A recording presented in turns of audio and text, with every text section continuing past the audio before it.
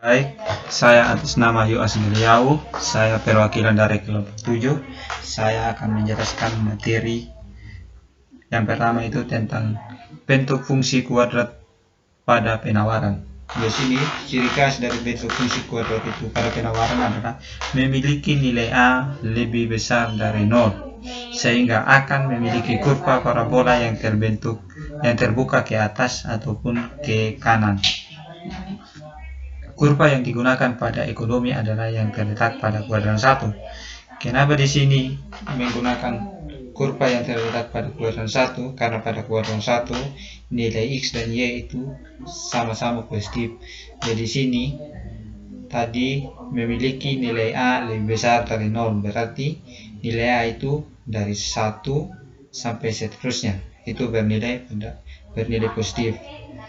Jadi sini untuk bentuk fungsi kuadrat pada penawaran kita menggunakan persamaan P sama dengan Q kuadrat ditambah BQ ditambah C, atau Q sama dengan AP kuadrat ditambah BP ditambah C, dengan keterangan P itu harga produk, Q itu jumlah produk yang diminta, dan C itu konstanta. Di sini AB itu sebagai koefisien. Jadi sini ini A dan B itu koefisien.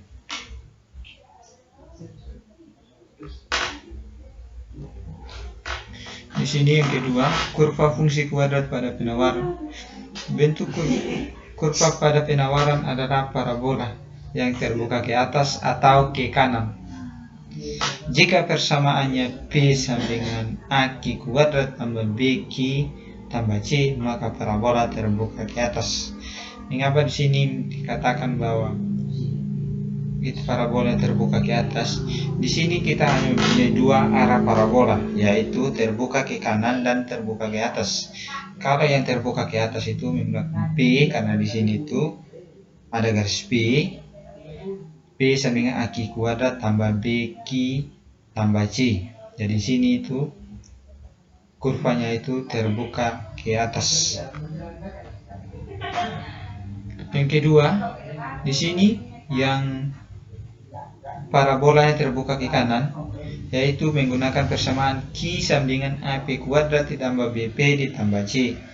Di sini nih kurvanya semua, parabolanya semua itu terbuka ke kanan. Di sini kalau menggunakan Q sama dengan AP kuadrat ditambah BP ditambah C, berarti kurvanya terbuka ke kanan. Selanjutnya, untuk melukis kurva fungsi kuadrat pada penawaran kita memiliki beberapa langkah. Yang pertama itu menentukan arah parabola. Yang kita bilang tadi, arah parabola itu hanya ada dua, terbuka ke atas atau terbuka ke kanan. Jika terbuka di atas maka persamaannya itu menggunakan P sama dengan, dan kalau persamaannya Q sama dengan berarti itu terbuka ke kanan. Yang kedua itu untuk menentukan titik potong terhadap sumbu P dan sumbu Q. Di sini untuk menentukan titik potong terhadap sumbu P dan Q, berarti salah satunya itu harus ada yang bernilai 0. Contohnya, yang pertama itu untuk menentukan titik potong terhadap sumbu P, berarti nilai K itu harus 0. Dan sebaliknya juga, jika untuk menentukan nilai Q, maka P-nya itu harus sama dengan 0. Yang ketiga, untuk menentukan titik puncaknya. Titik puncak itu kita harus misalkan dengan dari persamaan itu harus ada nilai A, B maupun C.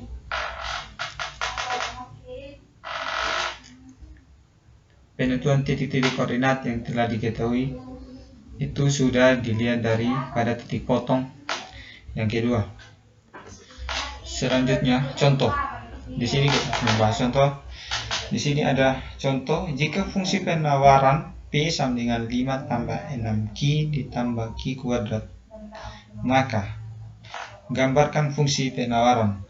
Di sini jawab. Yang pertama itu untuk menentukan arah parabola yang kita bilang tadi. Arah parabola itu hanya ada dua, yaitu terbuka ke atas dan terbuka ke kanan. Dari persamaan ini P sama dengan 5 tambah 6Q ditambah Q kuadrat, itu parabolanya terbuka ke atas. Kenapa? Karena di sini menggunakan P sama dengan 5 tambah 6Q tambah Q kuadrat.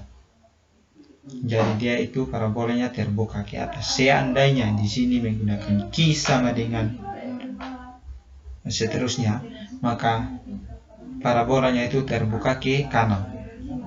Yang B, untuk menentukan titik potong pada sumbu Q dan sumbu P.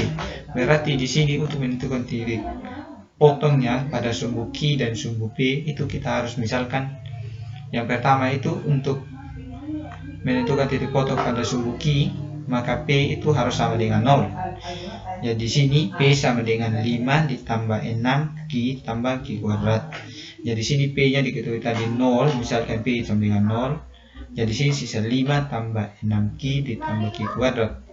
Jadi selanjutnya dari sini itu kita menggunakan faktorial, di mana Q tambah 1 kali Q tambah 5. Jadi Q tambah 1 sama dengan 0 atau Q tambah 5 sama dengan 0.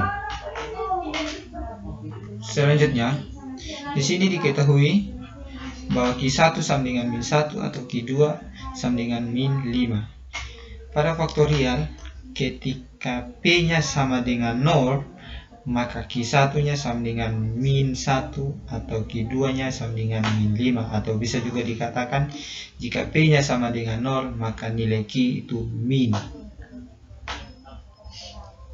Maka diperoleh titik koordinat pada Q1 itu sama dengan min 1,0 dan Q2 itu sama dengan min 5,0. Selanjutnya untuk menentukan titik potong pada sumbu P, maka Q sama dengan 0. Maka di sini diperoleh P-nya P sama dengan 5 tambah 6Q tambah Q kuadrat. Karena di sini ya Q sama dengan 0, maka semua variabel Q kita ganti dengan 0. Jadi P sama dengan 5 ditambah 6, Q-nya diganti dengan 0, maka di sini dikali dengan 0 ditambah Q-nya diganti dengan 0, maka sini 0 kuadrat. Jadi P-nya sama dengan 5. Jadi titik potong titik koordinat P sama dengan 0,5, di mana Q sama dengan 0 dan P sama dengan 5. Atau bisa dibilang di sini pada matematika X-nya sama dengan 0 dan Y-nya sama dengan 5.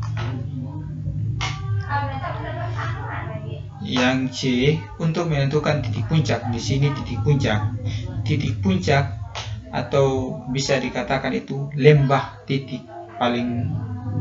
lembah dari sebuah puncak. Di sini titik puncak dari P sama dengan 5 tambah 6Q ditambah Q kuadrat adalah, di sini kita menggunakan persamaan Q, P sama dengan min B per 2A, min B kuadrat dikurang 4AC per 4A.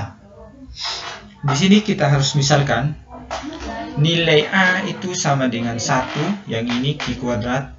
Karena di sini hanya Q, berarti nilai A-nya itu 1, nilai B-nya itu 6 dan nilai C-nya 5. Jadi sini kita menggunakan persamaan ini,